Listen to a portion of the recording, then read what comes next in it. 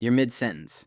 You can feel where your thought is going, and before you get there, someone cuts in, takes the thread, runs with it in their direction, and just like that, what you were about to say disappears. You smile. You let it go. But something small and quiet inside you noticed. It always notices. You know someone like this. Maybe you've done it yourself without fully realizing. The person who finishes your sentences before you do. Who jumps in the moment there's a half-second pause. Who somehow makes every conversation feel like a race they're quietly determined to win. And if you've ever tried to say something around them, you already know. Getting a full thought out requires timing, speed, and a little luck. Psychologists who study conversational behavior identify chronic interrupting as almost never being about rudeness. It runs deeper than that.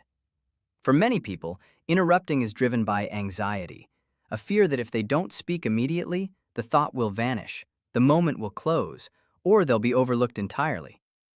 Their brain treats the conversation like a closing window. They jump through it before it shuts. But here's where it gets even more revealing. For others, interrupting isn't anxiety. It's a dominance pattern so deeply conditioned they genuinely don't register they're doing it. Research in communication psychology shows that people who grew up in high-energy, competitive family environments, where talking over each other was simply how conversation worked, often carry that pattern into adulthood completely unconsciously. To them, it doesn't feel like interrupting. It feels like participating. They're not trying to silence you. They're just operating on a system where whoever speaks loudest and fastest stays in the conversation. And here's the part that explains the real damage. Chronic interrupting sends a message the interrupter almost never intends. It tells the other person that what they're building toward matters less than what just arrived in someone else's head.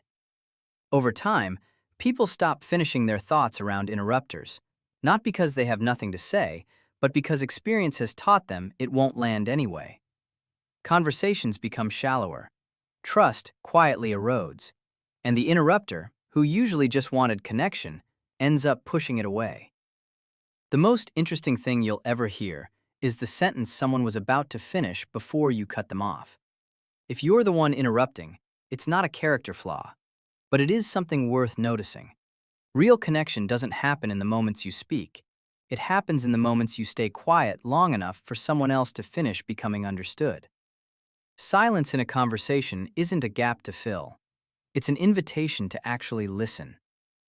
If this made you more aware of how you show up in conversations, follow for more insights into the hidden psychology behind how people connect and disconnect.